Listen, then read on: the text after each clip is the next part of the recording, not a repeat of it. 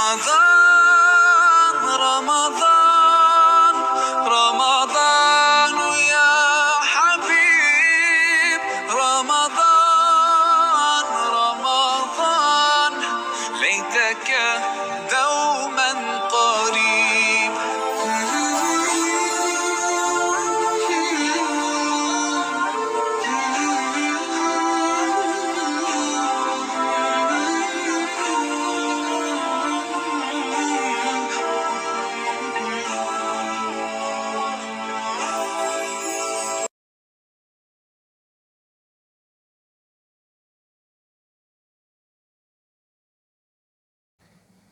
Bismillahirrahmanirrahim. Alhamdulillahirabbil alamin wassalatu wassalamu ala Rasulillah wa ala alihi wa sahbihi wa man walah amma ba'du. Fa ya ayyuhal hadirun wal hadirat beserta kajian dimanapun Anda berada. Assalamualaikum warahmatullahi wabarakatuh. Alhamdulillah, segala puji hanya milik Allah Subhanahu wa taala. Shalawat serta salam semoga tercurahkan kepada Nabi kita Nabi Muhammadin sallallahu alaihi wasallam. Alhamdulillah kita masih pada pembahasan kitab Al-Jami' Al-'Am fi Fiqhi Shiyam, panduan lengkap fikih puasa Ramadan, dan kita masih pada tema hal-hal yang bisa membatalkan puasa. Nah, pada kesempatan kali ini poin pembahasannya adalah tentang muntah atau dalam bahasa Arabnya al-qai'.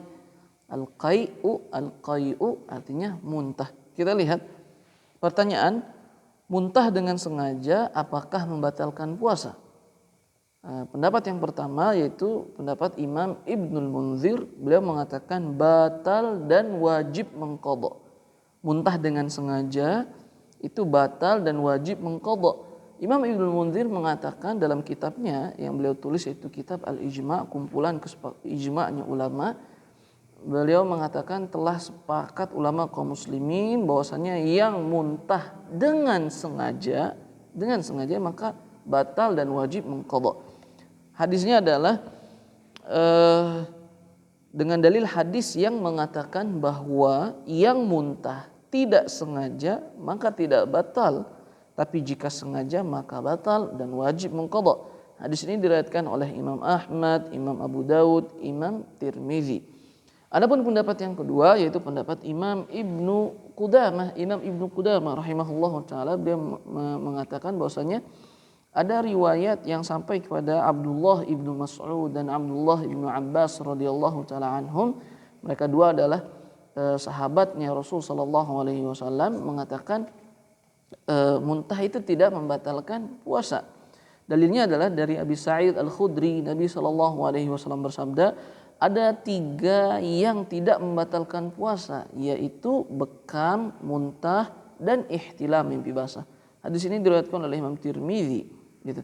Nah, penulis berkata dua pendapat ini yang saling berbeda itu dalilnya kuat semuanya.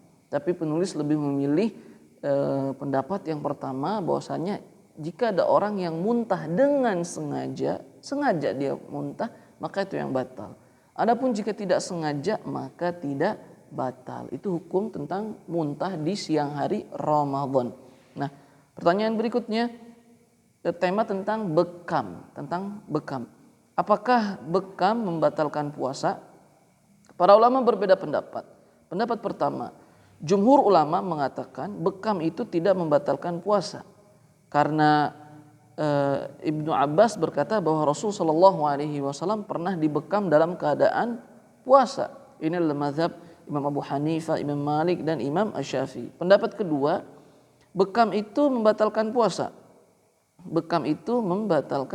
Ini adalah pendapat Imam Ahmad. Dalil pendapat yang pertama tadi adalah Nabi sallallahu alaihi wasallam pernah melakukan bekam ketika berpuasa. Hadis yang banyak diriwayatkan oleh tabi'in dan Abdullah bin Abbas tentang banyak yang meriwayatkan hadis ini bahwasanya Rasulullah SAW pernah dibekam ketika sedang berpuasa. Dari Abi Sa'id Al-Khudri, Nabi SAW bersabda, ada 3 yang tidak membatalkan puasa, yaitu bekam, ihtilam, dan muntah. Hadis riwayat Imam Tirmizi. Pendapat yang kedua tadi, bekam itu membatalkan puasa. Ini adalah pendapatnya Imam Ahmad. Dalilnya adalah Nabi SAW bersabda, telah batal puasa yang berbekam dan yang membekam. Hadis ini hadis riwayat Imam Ahmad, Imam Abu Dawud dan Imam An-Nasai. Nah, sehingga penulis berkata hadis ini didhaifkan oleh Imam Ibnu Ma'in dan Imam Asy-Syafi'i menurut sebagian ulama yang mengomentari hadis ini. Akan tetapi ternyata hadis ini disahihkan oleh Imam Bukhari. Hadis pendapat yang kedua ini, bahwasanya telah batal puasa yang berbekam dan membekam. Hadis ini ternyata disahihkan oleh Imam Bukhari, dan kita tahu siapa Imam Bukhari. Beliau adalah pemimpinnya kaum mukminin dalam bidang hadis, imamnya kaum mukminin dalam ilmu hadis, dan beliau mengatakan hadis ini hadis sahih, disahihkan oleh Imam Bukhari dan oleh Imam Ahmad. Sehingga yang dipilih oleh penulis adalah pendapat Imam Ahmad ini yang kedua, yaitu bahwa bekam bisa membatalkan puasa orang yang dibekam. Adapun yang membekamnya, orang yang membekamnya apakah batal juga? Jumhur mengatakan batal. Karena memang dahulu membekam itu dengan menyedot. Jadi bekam itu dengan disedot, tidak dengan alat bekam yang seperti kita ini. Dan ada juga yang mengatakan tidak batal. Sehingga cara bekam yang sekarang itu tidak membatalkan pembekamnya, gitu ya. Jadi yang dibekam batal. Ini pendapat Imam Ahmad, Imam Bukhari, yang dibekam di siang hari Ramadan itu bisa membatalkan puasa. Adapun yang membekamnya seperti model dan cara bekam kita hari ini itu tidak membatalkan si tukang membekamnya tadi itu, tidak membatalkan. Kemudian pertanyaan berikutnya tentang mendonor darah. Apa hukumnya mendonor darah di siang hari Ramadan? Apakah membatalkan puasa? Dewan Fatwa Ulama Makkah dan Madinah Saudi menjawabnya, jika darahnya yang diambil itu banyak secara urf, secara masyarakat setempat mengatakan itu banyak darah diambil, maka batal. Jika darah yang diambil masyarakat setempat itu mengatakan itu sedikit, maka itu tidak batal. Ini dalam rangka jalan keluarnya dari perbedaan ulama. Jadi kalau banyak itu batal, donor darah siang hari Ramadan banyak itu batal, kalau sedikit maka tidak batal. Dan bagian terakhir dari pembatalan puasa yaitu barang siapa yang murtad, keluar dari Islam, maka sungguh dia telah batal berpuasa. Dan barang siapa yang telah niat, azam, tekad untuk berbuka, maka dia sungguh telah batal puasanya jika ia niat berbuka itu ia lakukan di siang hari Ramadan. Wallahu ta'ala a'la wa a'lam bishawab. Subhanakallahumma wa bihamdika asyhadu an la ilaha illa anta astaghfiruka wa atubu ilaik. Wassalamualaikum warahmatullahi wabarakatuh.